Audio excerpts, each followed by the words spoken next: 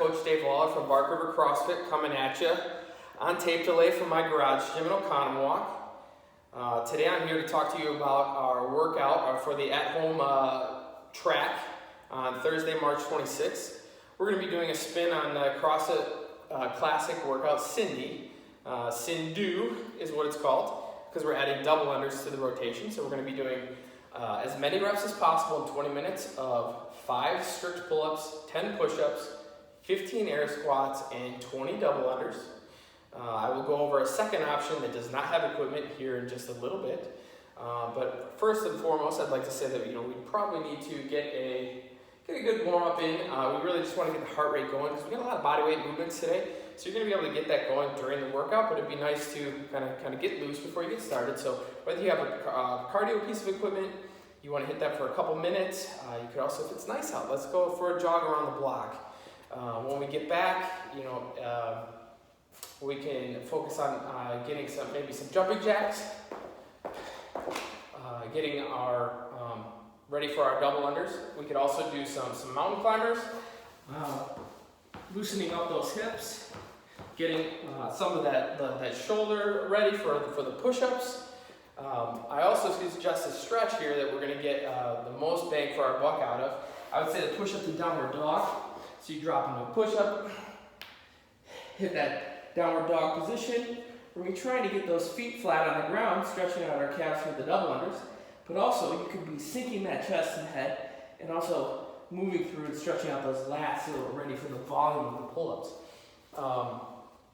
So with those, let's go ahead and move right into the movement prep. Some of the points of performance for the workout, so strict pull-ups. I know you want to see your boy hit some of these. So we'll go here. We're going to be in that dead hang position, starting all the way down. We're going to be pulling ourselves, getting our chin up and over that bar. So these are going to be strict. We're not kipping, we're not doing butterfly today. Those are the keys for the pull-ups. So then the next movement, push-ups, we want to be down in that nice stacked position, that flat body. We want to be dropping, we're getting our elbows back, not out, chest, thighs hitting the ground, coming back up to that locked out position. To make your push-ups easier, because we're going to have a lot of volume, if you need to, you can grab a bench, grab a chair, something that's going to make that angle a little more vertical, make that push-up a little bit easier on yourself to get the volume that we're looking for today. Now the air squat, a lot of points here. So we want to be at our feet at hip, shoulder width apart, point those toes out just a little bit. So we're going to have that neutral spine.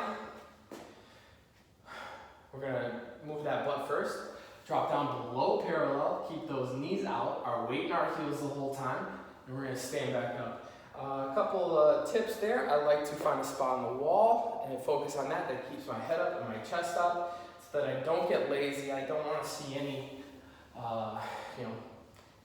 bent over squats or anything like that. I also would recommend, this is a chance at home to work on maybe finding that depth if you haven't been there before.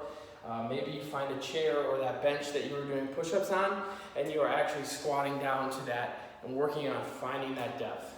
I guess then the next movement, of course, I'm sure you want to see some jump rope and some double unders. But really what we're going to be doing here is focusing on having that double or that jump rope. We want it in our pockets. And we really just want to see that rope pass under your feet twice, right? So it's going to be some wrist action.